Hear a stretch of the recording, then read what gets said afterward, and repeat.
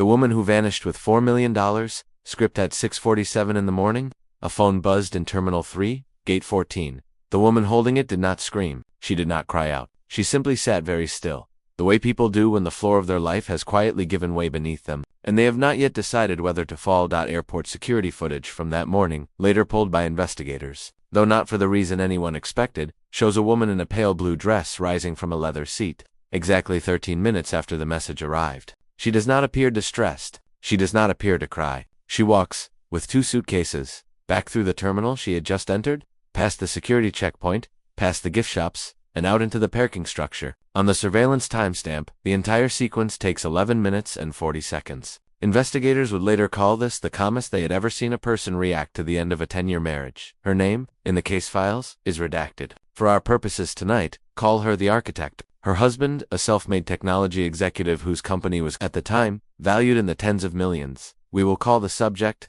3 hours earlier, the subject had boarded a different flight, to a resort island, with his executive assistant. The anniversary trip had been planned for 8 months. He simply replaced the passenger. What happened next is the part almost no one believes when they first hear it, because it does not match the shape a betrayal story is supposed to take. There is no scene at the airport, no confrontation at the gate, no calls left unanswered on voicemail. Instead, there is a phone call, one call placed to a divorce attorney 40 minutes after the flight home. And within that single hour, according to financial records later entered into the public court docket, the architect had already begun what forensic analysts would describe, almost admiringly, as a full-scale asset.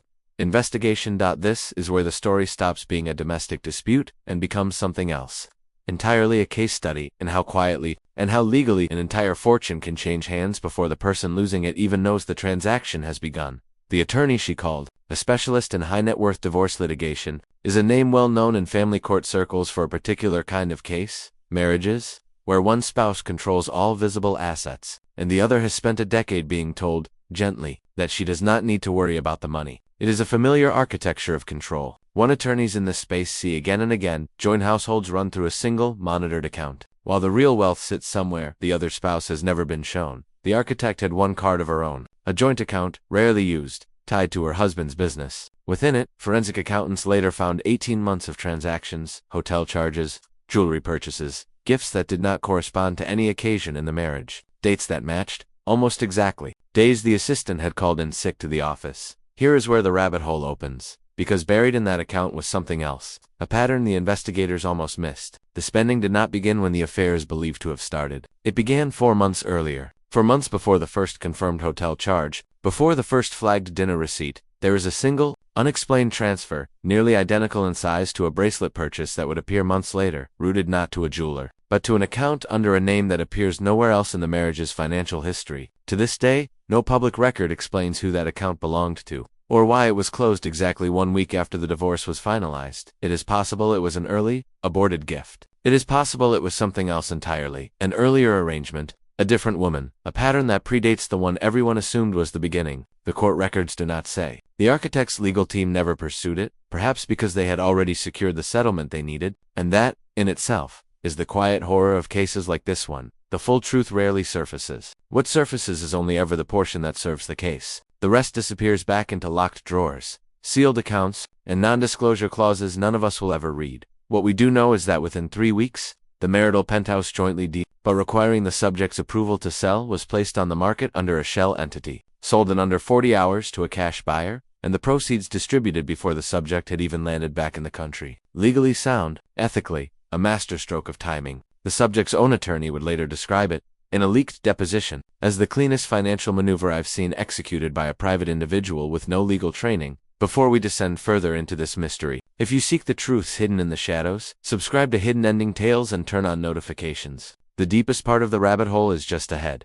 The divorce filing itself, when it finally reached the subject, listed grounds most attorneys advise clients to avoid: adultery and financial misconduct, the deliberate use of marital funds to support an extramarital relationship. It is a claim that, if proven, can override even an ironclad prenuptial agreement, and this marriage had one, signed a decade earlier, a $500,000 ceiling on any settlement. No matter how the marriage ended, the architect's team did not attack the prenup directly. They built around it. Every hotel charge, every jewelry receipt, every night the subject claimed to be working late while call logs placed his assistant elsewhere, Each one became a brick in an argument that the prenup's protections did not apply to a spouse who had breached the marriage in bad faith. It is a legal strategy that works perhaps one time in five. It worked here by the time the subject's plane touched down. 2 weeks later, tanned and unaware, the penthouse was gone. The joint accounts he assumed were secure had been legally, methodically emptied of every dollar his wife had access to, and she herself, the architect, was gone. Not missing, not hiding, in any criminal sense. Simply relocated, under a changed number. A scrubbed social media presence, and a new country of residence that his legal team would spend the next 8 months, and an undisclosed sum of money failing to locate. This is the detail that unsettles investigators most. When this case is discussed in legal circles years later, nothing she did was illegal. Every transfer,